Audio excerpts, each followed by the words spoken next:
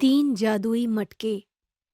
रामपुर गांव में विक्रम नाम का एक आदमी अपनी छोटी सी फैमिली के साथ रहता था।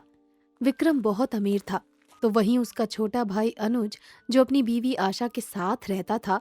अनुज गरीब था, पर फिर भी उसका घमंड सातवें आसमान पर ही रहता था। ऐसे ही एक रोज आशा काम करके घर आती है, जहां अनुज उससे बोलता है। अरे करम जली, तू अब घर आई है? कहाँ थी अब तक? तुम्हें नहीं पता मैं कहाँ थी? अरे मैं काम कर रही थी तुम्हारे भाई विक्रम के घर, क्योंकि तुमसे तो कोई काम होता नहीं है। ये सुनते ही अनुज उसको मारने लगता है और उससे बोलता है। मुझसे जुबान लड़ाती है? तेरी इतनी हिम्मत कि तू मुझे ताने मारे? मैं कोई ताने मार नहीं रही, मैं सच बोल रही हूँ। आज तुम्हारी इसी हरकतों और निठल्लेपन की वजह से हम गरीब रह गए हैं। सेठ जी इतने अमीर हो गए हैं कि मुझे उनके घर का काम करने जाना पड़ता है, ताकि मैं रोज तुम्हारी बोतल ला सकूं और खुद को तुमसे बचा सकूं। आशा की बातें सुनकर अनुज उसको और मारने लगता है और कुछ ही देर बाद विक्रम अपनी बीवी नीना के साथ उसके घर आता है। जहां आशा की जख्मी हालत देखकर विक्रम और मीना उसके पास जाते हैं और उससे बोलते हैं। अरे आशा, तुम्हारी हालत कैसे हुई? दीदी, मेरी हालत कैसे हो सकती है? तो आज फिर से अनुज ने तुम पर हाथ उठाया? और अनुज ने ऐसा क्यों किया? आज भी मैं उसकी बोतल नहीं ला पाई, इसीलिए। आशा, अगर ऐसी बात थी तो तुम हमसे बोल देती। दीदी, आखिर मैं कब तक आपसे मदद मांगती रहूंगी? अब मैं चाहती हूँ कि वो भी कुछ करे। आखिर आप दोनों कितने दिनों तक मेरी हेल्प करेंगे? आशा, तुम्हारा कहना सही है। वैसे हम यहाँ तुम्हें और अनुज को बुलाने के लिए आए थे। कल नीना का जन्मदिन है, तो इसी खुशी में मैं एक छोटी सी पार्टी रखना चाहता हूँ। तो कल तुम मेरे भाई के साथ आ जाना। जी, मैं आ जाऊंगी। ये बोलकर विक्रम नीना के साथ घर चला जाता है और अपने भाई के बुरे बर्ताव के बारे में सोचता है और सारी रात करवटें बदलता रहता है। विक्रम को ऐसे करवटें बदलता देखकर नीना भी उठ जाती है और उठकर विक्रम से बोलती है। सुबह होने को है, पर अब तक ऐसे ही करवटें बदलते जा रहे हैं। अब सोए नहीं, क्या हुआ? नीना, मैं बहुत परेशान हूँ अपने भाई से। मुझसे भी ज्यादा परेशान तो आशा है, जो उसके सारे जुल्म सह रही है। अब क्या कर सकते हैं जी? किस्मत में जो लिखा होता है वो तो कोई टाल ही नहीं सकता ना। नीना, आशा हमारे ही घर का हिस्सा है। वो मेरे छोटे भाई की बीवी है, इसीलिए मैं चाहता हूँ कि वो भी हमारी तरह खुश रहे। पर जब अनुज ही खराब है तो आशा बेचारी कहाँ से खुश रह सकती है? और इसमें हम आशा की क्या मदद कर सकते हैं? तुम सही बोल रही हो, पर मैंने कुछ सोचा है। तुम अभी सो जाओ, मैं कल तुम्हें बताता हूँ। ये बोलकर दोनों सो जाते हैं। अगले दिन विक्रम नीना के साथ अपने घर के बेसमेंट में जाता है और जाकर 3 मटकों को निकालकर नीना से बोलता है। मुझे लगता है मुझे अब ये 3 जादुई मटके आशा को दे देने चाहिए, ताकि वो अपनी जिंदगी संवार सके। 3 जादुई मटके? पर ये कैसे काम करता है? और आपने तो मुझे कभी भी इन मटकों के बारे में नहीं बताया। नीना की बात सुनकर विक्रम नीना को उन मटकों के बारे में बताता है कि पहले मटके से हम जो मांगेंगे वो हमें मिल जाएगा, और दूसरे मटके में हम जो सामान रखेंगे वो कभी खत्म नहीं होगा, और तीसरा मटका बहुत ही अद्भुत है। इस मटके में एक अलग ही दुनिया है, जो इस दुनिया से काफी अलग है, जहां हम अपने किसी भी सामान को अच्छी कीमत पर जाकर बेच सकते हैं। इन मटकों की खूबियां जानकर नीना की आंखें फटी की फटी रह जाती हैं और वो विक्रम से बोलती है। अपने पास ये 3 जादुई मटके हैं, पर आपने तो मुझे कभी इसके बारे में कुछ भी नहीं बताया। बाबूजी ने मुझे मना किया था किसी को भी इसके बारे में बताने के लिए, और कहा था कि इस मटके को तभी बाहर निकालना जब किसी को इसकी बहुत ज़्यादा ज़रूरत हो। और मुझे आज लगता है कि इस मटके की सबसे ज़्यादा ज़रूरत अगर किसी को है तो वो आशा है।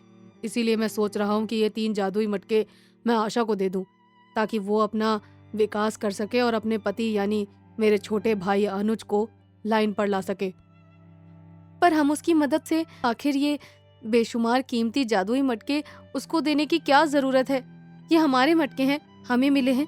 ये 3 जादुई मटके तो हमारे हुए ना। नहीं नीना, ये जादुई मटका बाबूजी ने दिया था, और इस मटके पर हम दोनों भाइयों का अधिकार है। पर मेरा भाई इन मटकों को पाने के लायक नहीं है, इसीलिए मैं ये 3 जादुई मटके उसकी बीवी को दूंगा, यानी कि आशा को। ये बोलकर विक्रम वहां से चला जाता है और नीना के जन्मदिन की तैयारियां करने लगता है। शाम को कुछ मेहमान और गांव वाले साथ ही आशा भी उस पार्टी में आते हैं, जहां सब नीना का बर्थडे सेलिब्रेट करते हैं। बर्थडे मन जाने के बाद विक्रम आशा को अपने पास बुलाता है और उसको अपने साथ बेसमेंट में लेकर जाता है और वहां वो उसको वो 3 जादुई मटके दिखाकर बोलता है, आशा, ये 3 जादुई मटके हैं, इन्हें कोई मामूली मटका मत समझना। इन 3 जादुई मटकों को अब मैं तुम्हें सौंप रहा हूँ। अब तुम्हारी जिम्मेदारी है कि इसको कैसे रखना है और इसको हमेशा अच्छे काम के लिए ही यूज करना, और अगर बुरे काम के लिए यूज करोगी तो ये मटका खत्म हो जाएगा। ये तुम्हारी गरीबी और दुख तकलीफ सब कुछ दूर कर सकता है। क्या जादुई 3 मटके? पर सेठ जी, उसका यूज तो कैसे करना है ये तो मुझे पता ही नहीं है। मैं इन मटकों की खासियत तुम्हें बता दूंगा, जिससे तुम्हें पता चल जाएगा कि कौन सा मटका किस तरह का जादू करता है और कौन सा मटका किस तरह तुम्हारी मदद कर सकता है। ये बोलकर विक्रम आशा को उन तीनों मटकों की खासियत बताता है, जिसके बाद आशा उन तीनों मटकों को अपने साथ घर ले आती है। घर ले जाने के बाद वो पहले मटके में कुछ अनाज रख देती है और रात को सो जाती है। पर जब आशा सुबह उठकर देखती है तो वो देखती है कि उसका थोड़ा सा रखा हुआ अनाज बहुत सारा बन चुका था और मटका इतना ज्यादा भर चुका था कि अब मटके का रखा हुआ अनाज बाहर निकल रहा था। ये देखकर आशा को पूरा विश्वास हो गया था कि ये एक जादुई मटका है। जिसके बाद आशा उस अनाज को जमा करती है और दूसरे मटके के अंदर जाती है, जहां वो एक अलग ही दुनिया पाती है।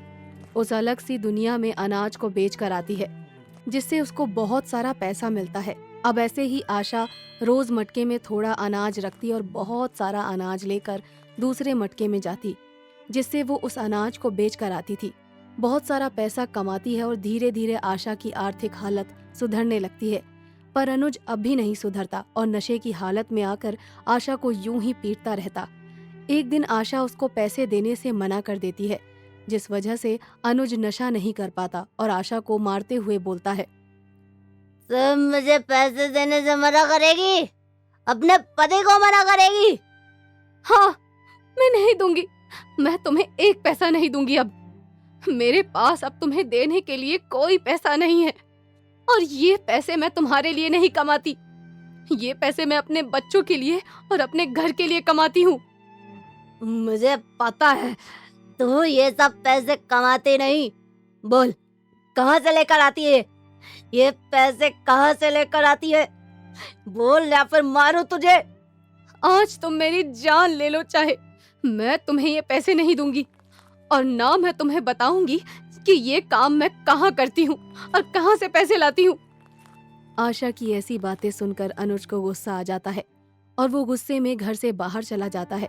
जिसके बाद आशा को तीसरे मटके का ख्याल आता है और उस जादुई तीसरे मटके के पास जाकर वो बोलती है, हे जादुई मटका, मेरे पति का अत्याचार और भी ज्यादा बढ़ गया है। इसीलिए मैं चाहती हूँ कि मेरा पति सुधर जाए और एक कामयाब इंसान बने, बिल्कुल सेठ जी की तरह। वो भी कोई काम धंधा करे जिसके बाद मैं तुमसे कभी भी कुछ ना मांगू। हे जादुई मटके, मेरी बात सुनो। ये बोलकर बेचारी आशा रोने लगती है। पर जादुई मटका अपना जादू दिखाता है और रात को अनुज घर आता है। घर आकर वो अपनी बीवी से बहुत अच्छे से और प्यार से बात करता है और अगले दिन नौकरी की तलाश में जाता है। बहुत जल्द अनुज को जादुई मटके की वजह से एक अच्छी सी नौकरी मिल जाती है और वो काम करने लग जाता है और देखते ही देखते अनुज एक बहुत अच्छा इंसान बन जाता है।